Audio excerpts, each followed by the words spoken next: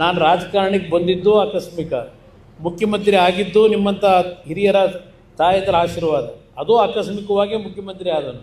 120 ಸ್ಥಾನ ತಗೊಂಡು ನಾನು ಮುಖ್ಯಮಂತ್ರಿ ಆದನಲ್ಲ.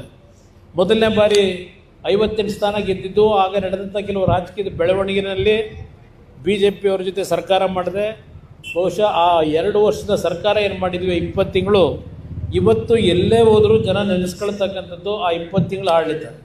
ಅದಾದ ನಂತರ ಕಾಂಗ್ರೆಸ್ನವ್ರ ಜೊತೆನಲ್ಲೂ 14 ತಿಂಗಳೇನು ಸರ್ಕಾರ ಮಾಡಿದೆ. ಅವತ್ತು ನಾನು ಮಾಡಬೇಕಾದ್ರ ಕಾರಣ ನಮ್ಮ ರೈತರ ಆತ್ಮಹತ್ಯೆ ಪ್ರಕರಣಗಳು. ಆದರೂ ಸಹ ನನಗೆ ಬಂದಿದ್ದು ಕೇವಲ 38 ಸ್ಥಾನ. ಅದೇನೋ ಭಗವಂತನಿಚ್ಛೆ, ಕಾಂಗ್ರೆಸ್ನವ್ರು ಏನು ನಮ್ಮನ್ನು ದೂಷಿಸ್ತಾರೆ ಅವರೇ ಬಂದು ಮುಖ್ಯಮಂತ್ರಿ ಆಗ್ತಕ್ಕಂಥದ್ದಕ್ಕೆ ಬೆಂಬಲ ಕೊಡ್ತೀವಿ ಅಂತೇಳಿ ದೆಹಲಿ ನಾಯಕರುಗಳು ಬಂದರು.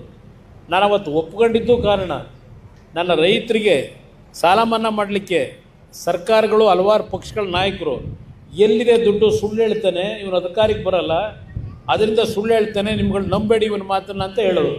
ಸಾಲ ಮನ್ನಾ ಮಾಡ್ತೀವಿ ಅಂದರೆ ಆ ಇದ್ದಂಥ 14 ತಿಂಗಳಲ್ಲಿ ಅವರ ನನಗೆ ಸರಿಯಾದ ರೀತಿ ಸಹಕಾರ ಇಲ್ಲದೆ ಇದ್ದರು 25,000 ಕೋಟಿ ಹಣವನ್ನು ಹೊಂದಿಸಿ ನಮ್ಮ ರೈತರ ಸಾಲ ಮನ್ನಾ ಮಾಡ್ತಕ್ಕಂಥ ನಿರ್ಧಾರ ನಾನೇನು ಅವತ್ತು ಮಾಡಿದೆ. ಮಂಡ್ಯ ಜಿಲ್ಲೆ ಒಂದು ಜಿಲ್ಲೆಗೆ ಸುಮಾರು 750ರಿಂದ 800 ಕೋಟಿವರೆಗೆ ಸಾಲ ಮನ್ನಾ ಆಯಿತು. 800 ಕೋಟಿವರೆಗೆ. ಅದು